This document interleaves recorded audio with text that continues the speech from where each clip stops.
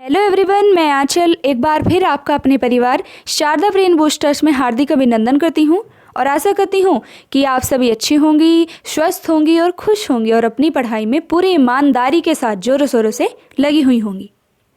तो जैसा कि आप सभी को पता ही है, अब हमारा लक्ष्य भी हमारे सामने है।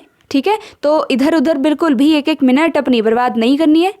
ठीक, उसको पूरा 24 घंटे को अच्छे से यूटिलाइज करना है आप सभी को। ओके, देखो समय ही ऐसा है जो बार बार नहीं मिलता। अगर आपके हाथ से ये 30-32 दिन निकल गए तो ये सोचो आपने बचपन में कहानी बहुत सुनी होगी कि मुर्गी सोने का अंडा देने वाली मुर्गी। अब इसको सोने का अंडा देने वाली मुर्गी ही समझ लीजिए। ठीक है, तो बस क्योंकि देखो जितना कंपटीशन, जितने आसानी से आप यहाँ पर अधिकारी के पद तक पहुँच जाओगी, उतना मुझे नहीं लगता जितना कंपटीशन की दुनिया हो चुकी है। एक एक सीट पर हजारों बच्चे तक फाइट करते हैं। ठीक है, तो बिल्कुल भी इस स्वर्ण अवसर है, इसको अपने हाथ से बिल्कुल भी मत जाने दो सिस्टर। ठीक है, चलिए देखो जो हमारी प्रैक्टिस सीरीज चल रही है ना, तो प्रैक्टिस सीरीज देखो जो हमारी चैप्टर वाइज जो MCQs स्टार्ट होने वाले हैं, ठीक है, तो वे होने वाले हैं कल से, है ना। तो कल से होने वाले हैं जो हमारे जो चैप्टर वाइज MCQ है रैपिड फायर रिवीजन। ओके, वो होने वाला है हमारे कल से। देखो मैं पूरी कोशिश करूंगी चाहे 40 से 50 क्वेश्चंस हो जाएं, परंतु एक दिन में एक चैप्टर खत्म करने की कोशिश करूंगी। बाई चांस देखो जैसे कोई एक दो चैप्टर ऐसे जो काफ़ी बड़े बड़े हैं तो उनकी 2 क्लास लगा देंगे, परंतु कोशिश करूंगी कि एक दिन में एक चैप्टर ख़त्म कर दूँ, जिससे एग्ज़ाम से 5-6 दिन पहले हम मैराथन कर सकें, है ना। 4-4 घंटे की, जिससे हम मैराथन कर सकें। ओके, तो कोशिश करूँगी कि 25 से 26 दिनों में पूरा सिलेबस ख़त्म करने की पूरी कोशिश करूँगी। ठीक है, चलिए देखो चैप्टर वाइज MCQ तो हमारे उधर हो गए। अब हुआ हमारा क्या बचा, जो प्रैक्टिस सीरीज, जो हमारी मिक्स प्रैक्टिस सीरीज चल रही है।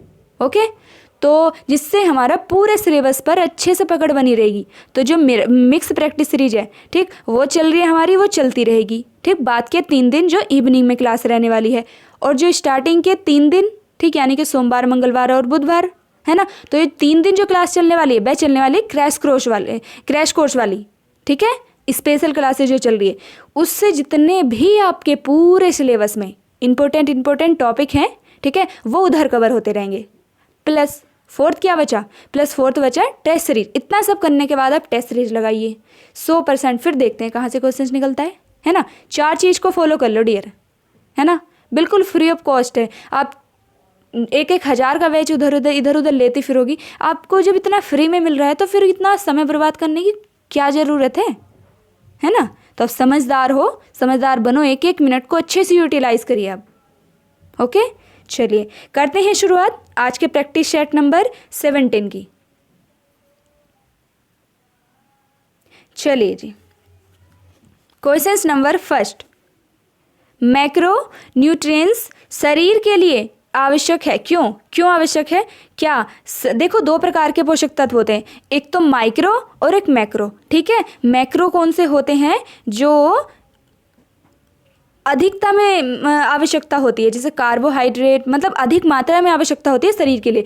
और माइक्रो कौन से होते हैं, निम्न पोषक तत्व, लघु पोषक तत्व, ठीक, जिनकी कम मात्रा में आवश्यकता होती है। देखो मैक्रो में कौन से आ गए, मैक्रो में एक तो जैसे कार्बोहाइड्रेट वगैरह, है ना, प्रोटीन, ठीक, वसा, ये सब।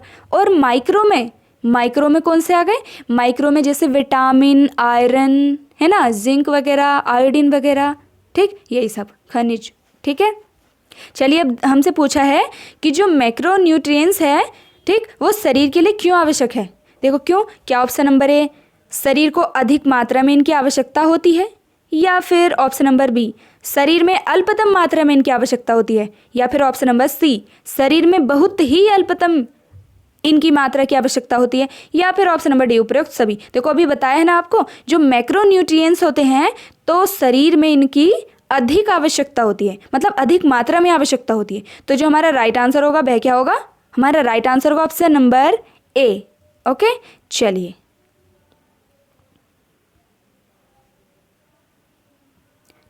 नेक्स्ट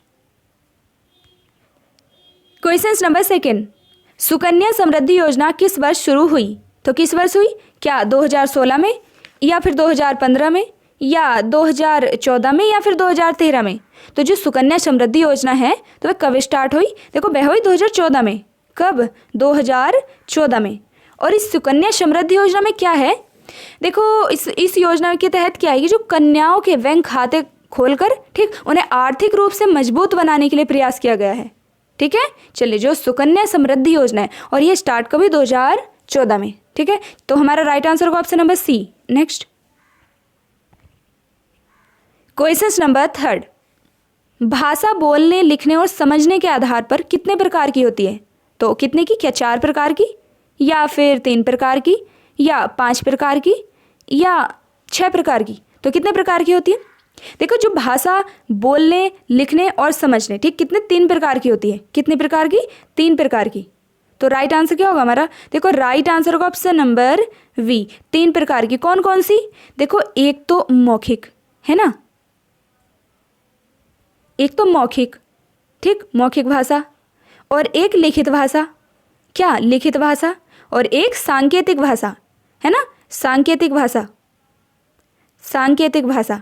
ओके, देखो लिखित जो हम लिखते हैं राइटिंग में ठीक, और मौखिक जो हम बोलकर समझाते हैं, और सांकेतिक जिसे हम संकेत देकर समझाते हैं। ठीक, जैसे कौन सी वाली भाषा? जैसे आपने देखा होगा न्यूज़ चैनल पर हाथों हाथों से मतलब एक साइड बोलते रहते हैं, एक साइड में समझाते रहते हैं, वे वाली होती है सांकेतिक भाषा।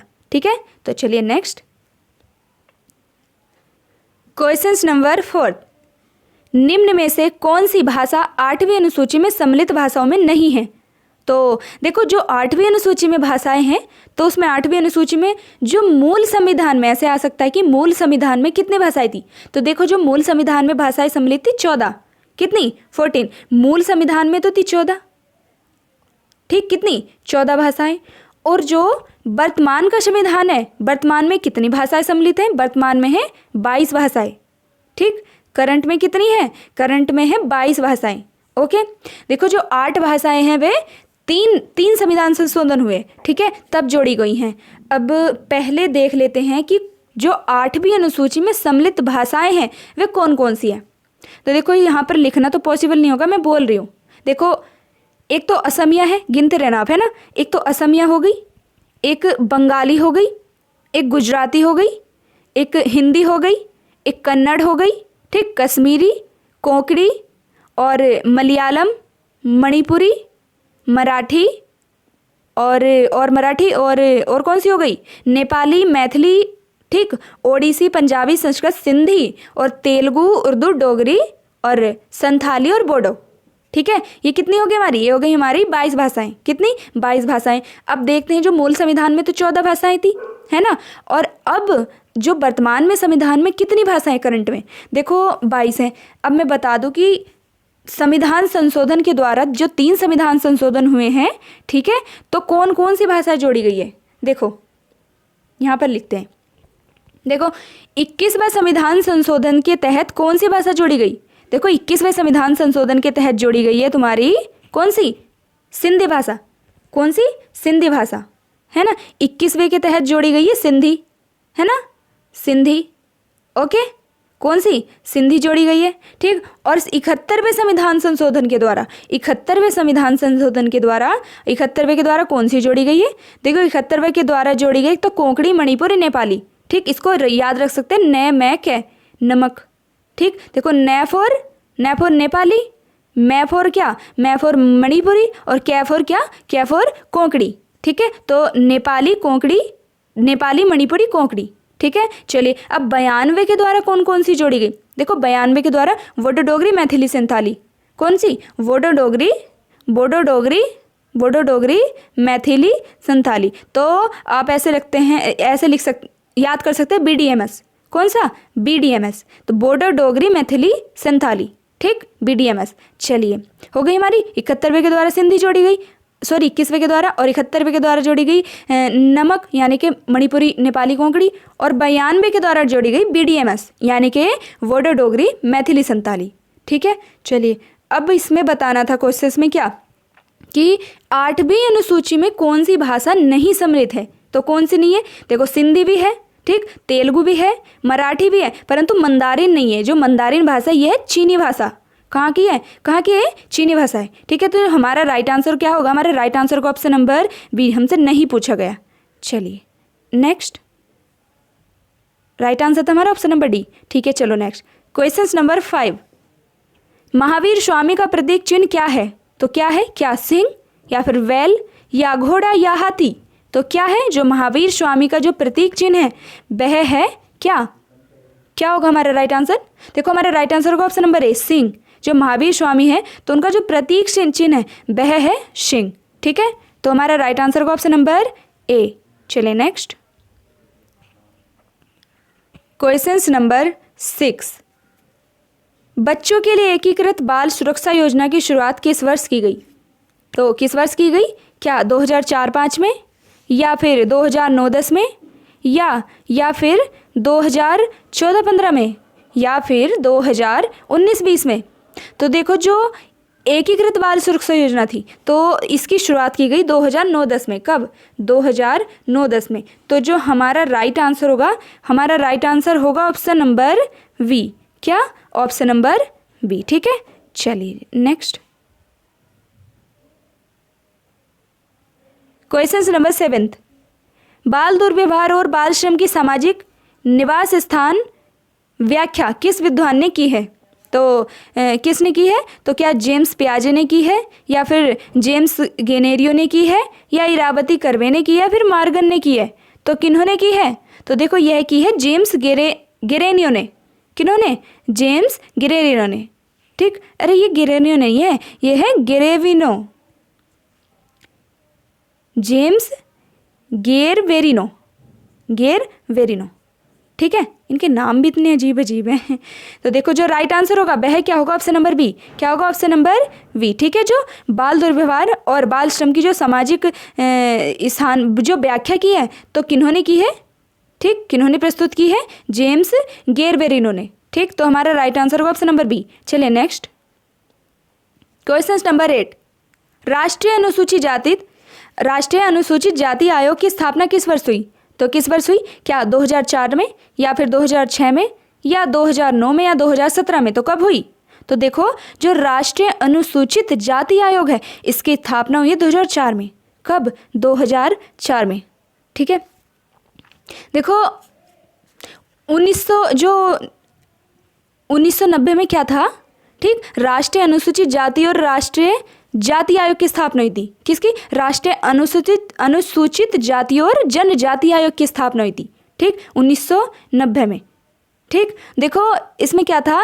65वें संविधान संशोधन के माध्यम से करी गई थी 1990 में राष्ट्रीय अनुसूचित जाति और जनजाति आयोग की स्थापना। ठीक, और 89वें संविधान संशोधन के द्वारा क्या हुआ? देखो 89वें संविधान संशोधन द्वारा 2000 अधिनियम 2003 में और 2004 में, देखो ठीक से बताती हूँ। देखो 1990 में तो क्या हुआ? जो आपके राष्ट्रीय अनुसूचित जाति और जनजाति आयोग की स्थापना हुई। किसके? 65वें संविधान संशोधन के तहत। ठीक है, और 89वें संविधान संशोधन के तहत क्या है? ये राष्ट्रीय अनुसूचित जनजाति आयोग की स्थापना हुई है। ठीक, एक्ट तो है ये 2003 का। एक्ट कब का है? 2003 का। और स्थापना कब हुई? स्थापना हुई है 2004 में। कब? 2004 में। ठीक है, चलिए नेक्स्ट क्वेश्चन नंबर 9। 1976 में पहली बार भारतीय जनसंख्या नीति की किसकी अध्यक्षता में तैयार की गई? तो किनकी अध्यक्षता में तैयार की गई थी? ठीक, तो क्या डॉक्टर मनमोहन सिंह या फिर डॉक्टर सारिका चौहान या डॉक्टर चंद्रमौली या डॉक्टर कर्ण सिंह? तो जो पहली बार भारतीय जनसंख्या नीति किनकी अध्यक्षता में तैयार की गई थी? देखो ये तैयार की गई थी जो आपकी डॉक्टर कर्ण सिंह है। कौन? डॉक्टर कर्ण सिंह की अध्यक्षता में। ठीक है, तो हमारा राइट आंसर क्या होगा? हमारा राइट आंसर होगा ऑप्शन नंबर डी। ठीक है, चलिए नेक्स्ट क्वेश्चन नंबर 10। बाल विकास एवं पुष्टाहार विभाग द्वारा कुपोषित बच्चों के लिए कितनी ऊर्जा एवं प्रोटीन की मात्रा निर्धारित की गई है? तो कितने की गई है? क्या? Option number A 600 kilo calorie पर 15 से 20 ग्राम या फिर 700 किलो कैलोरी पर 16 से 17 ग्राम या 600 किलो कैलोरी पर 15 से 20 ग्राम या फिर 300 किलो कैलोरी पर 8 से 10 ग्राम। तो कितनी प्रोटीन और ऊर्जा की कितनी मात्रा निर्धारित की गई है? देखो यह की गई 300 किलो कैलोरी पर 8 से 10 ग्राम प्रोटीन। ठीक है, तो राइट आंसर क्या होगा हमारा? देखो राइट आंसर होगा हमारा option number D, option number D. ठीक है, चलिए नेक्स्ट। मंडल आयोग ने अन्य पिछड़े वर्ग के लिए चयन में निम्नलिखित में से किस समूह को आधार माना है? तो किसके लिए? तो क्या जाति वर्ग एवं आर्थिक पिछड़ेपन को, या फिर सामाजिक शैक्षणिक एवं आर्थिक पिछड़ेपन को, या सामाजिक राजनीतिक तथा शैक्षणिक पिछड़ेपन को, या फिर सामाजिक सांस्कृतिक एवं आर्थिक पिछड़ेपन को? तो किसको माना है? देखो जो मंडल आयोग था, ठीक, तो उन्होंने जो अन्य पिछड़ा वर्ग था, ठीक, उसके चयन के लिए किस समूह को आधार माना था? देखो इन्होंने माना था जो सामाजिक शैक्षणिक एवं आर्थिक पिछड़ेपन को। किसको आधार माना? सामाजिक शैक्षणिक एवं आर्थिक पिछड़ेपन को। तो हमारा राइट आंसर क्या होगा? हमारा राइट आंसर होगा ऑप्शन नंबर वी। ठीक है, चलिए नेक्स्ट। Question number 12। किस प्रकार की निर्धनता का एक उत्तरजीविता को बनाए रखने के लिए जरूरी बुनियादी संसाधनों के अभाव का द्योतक है? तो क्या है? क्या परम निर्धनता, या फिर सांस्कृतिक निर्धनता, या फिर व्यक्तिनिष्ठ निर्धनता, या फिर ब्रह्मता मूलक निर्धनता? ठीक, तो राइट आंसर क्या होगा? देखो राइट आंसर होगा ऑप्शन नंबर ए, परम निर्धनता। क्या? परम निर्धनता। ठीक है, तो राइट आंसर होगा हमारा ऑप्शन नंबर ए। ठीक है, चलिए नेक्स्ट। Question number 13। अपनी पुस्तक social change in modern India में श्रीनिवास ने यह मत प्रस्तुत किया कि क्या जाति एक बंद व्यवस्था है, या फिर जाति एक खुली व्यवस्था है, या जाति व्यवस्था में गतिशीलता की गुंजाइश होती है, या फिर जाति बिल्कुल वर्ग की भांति है? तो क्या प्रस्तुत किया है जो श्रीनिवास ने, जो MN श्रीनिवास है, इन्होंने इनकी बुक जो है कौन सी? Social change in India modern India, social change in modern India.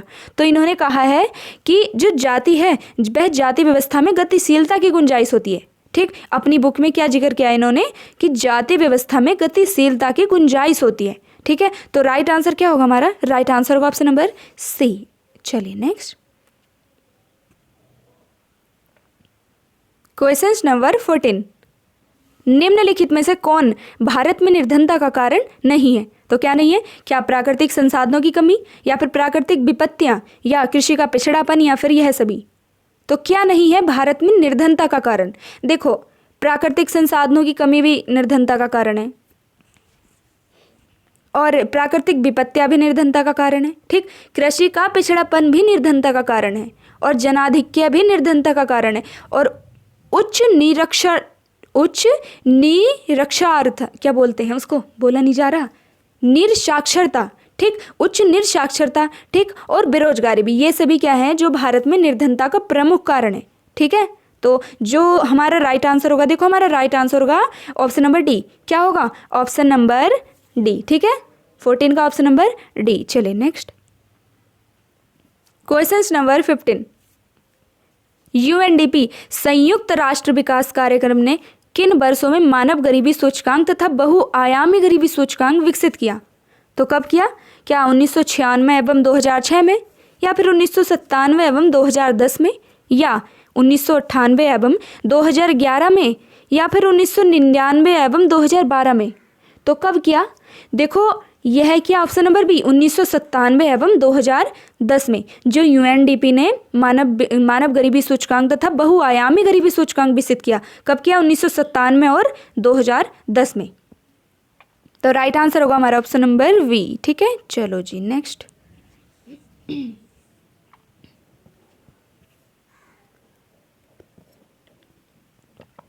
चलिए क्वेश्चन नंबर 16। संयुक्त परिवार एक ऐसा समूह है जो मानव में उत्कृष्ट भाषा भावना का फायदा करता है। तो यह कथन किनका है? तो किनका है कि चार्ल्स कूले का है, या फिर मार्गन का है, या हरमट्टन, या फिर डॉक्टर NK शर्मा? तो किनका कथन है कि संयुक्त परिवार एक ऐसा समूह है जो मानव में उत्कृष्ट भाषा भावना का फायदा करता है? तो देखो यह कथन है जो हमारे चार्ल्स कूले समाजशास्त्री हैं। कौन?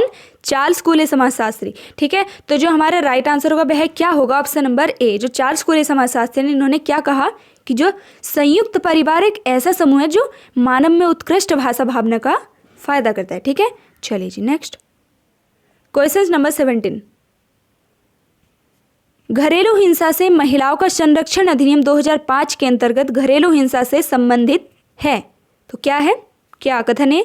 यौन दुर्व्यवहार, या फिर मौलिक एवं भावात्मक दुर्व्यवहार, या फिर नैतिक दुर्व्यवहार।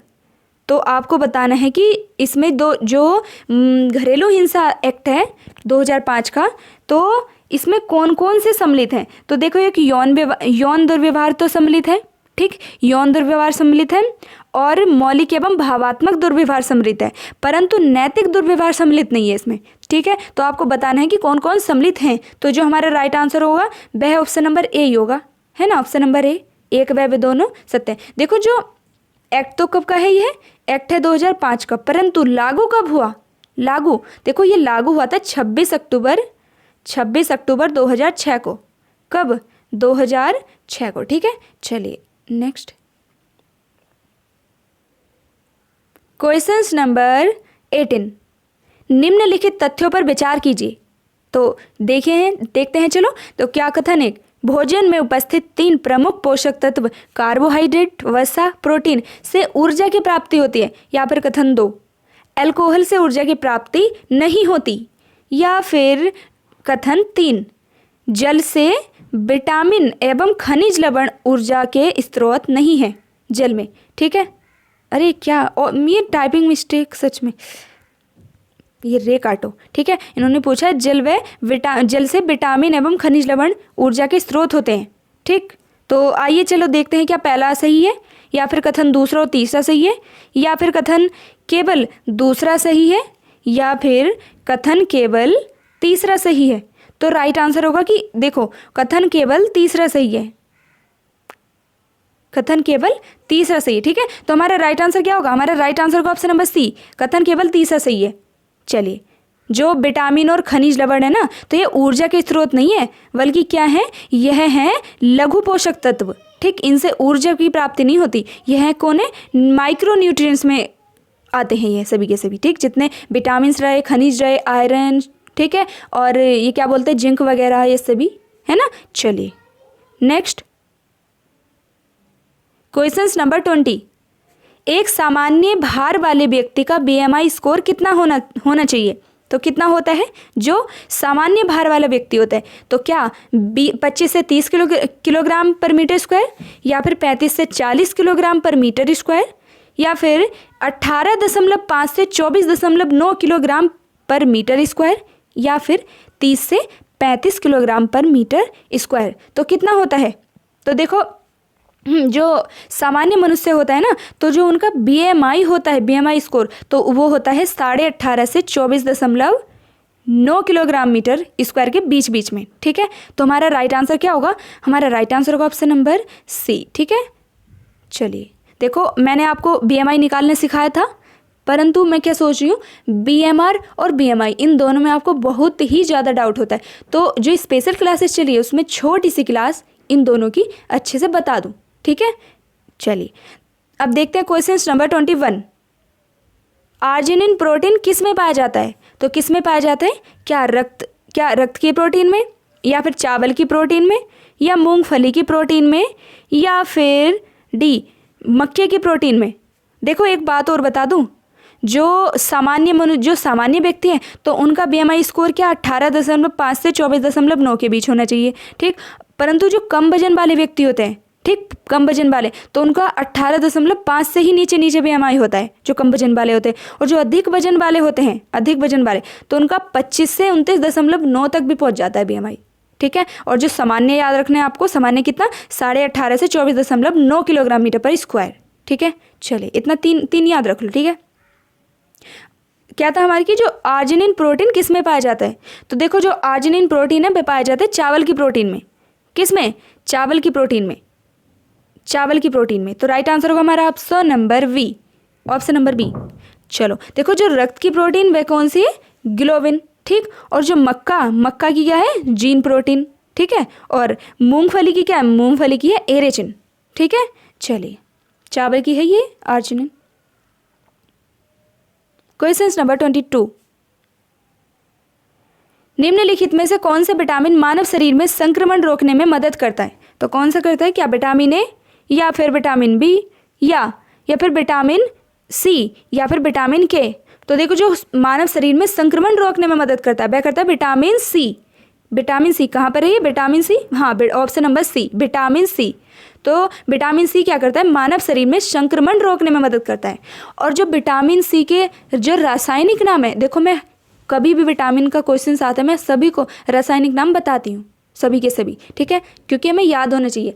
बाई चांस क्वेश्चंस में क्या कर सकता है, जो आरडी टेबल है ना, तो पता है उसमें कैसे लिखा हुआ है? उसमें विटामिन सी नहीं लिखा हुआ, उसमें लिखा है कि एस्कॉर्बिक एसिड, ठीक है। तो आपको विटामिन के सभी केमिकल नेम्स पता होंगे तभी आप क्वेश्चंस को कर पाएंगी। तो जो विटामिन सी का जो केमिकल नेम क्या है? एस्कॉर्बिक एसिड है, ठीक है। और इसके जो प्रमुख स्रोत हैं तो वे खट्टे फलों में पाया जाता है, एक तो आंवला, नींबू, संतरा वगैरह, यही सब है ना। चलो नेक्स्ट क्वेश्चन नंबर 23। गर्भावस्था के दौरान माँ और नवजात शिशु को बचाव हेतु कौन सा रोग प्रतिरोधक टीका लगाया जाता है? तो कौन सा लगाया जाता है? क्या पोलियो का टीका, या फिर टिटनेस का टीका, या बीसीजी का टीका, या फिर हेपेटाइटिस का टीका? तो कह का टीका लगाया जाता है, कौन सा वाला? देखो, लगाया जाता है टिटनेस का टीका। कौन सा? टिटनेस का टीका। देखो क्या है, पहले देखते हैं कि हमारा राइट आंसर होगा ऑप्शन नंबर बी। देखो, जो गर्भावस्था के दौरान 16 से 32 सप्ताह के अंदर, ठीक, ये वाला टीका लगाया जाता है, इसको बोलते हैं टीटी का टीका या फिर टिटनेस का टीका। देखो 16 से 32 सप्ताह के अंदर या फिर 1 माह के अंदर, ठीक, 1 माह के अंदर इस पर टीटी का टीका लगाया जाता है। टीटी भी लिखा आ सकता है, फिर टिटनेस का टीका भी लगाया आ सकता है, मतलब, ठीक है। तो दोनों याद रखना है।